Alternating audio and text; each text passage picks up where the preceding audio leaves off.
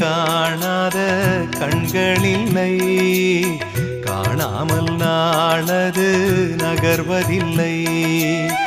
கண்ணன் என்றாலும் கள்வன் என்றாலும் கருணை புரிவான் ஸ்ரீ கிருஷ்ண பகவான்.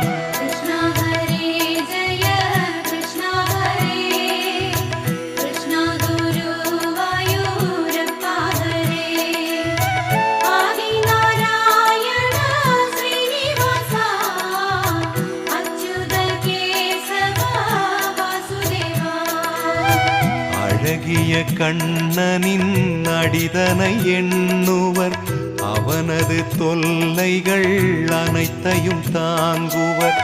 வெண்ணையை திருடிய கண்ணனின் லீலையை கண்டு ரசிப்பதே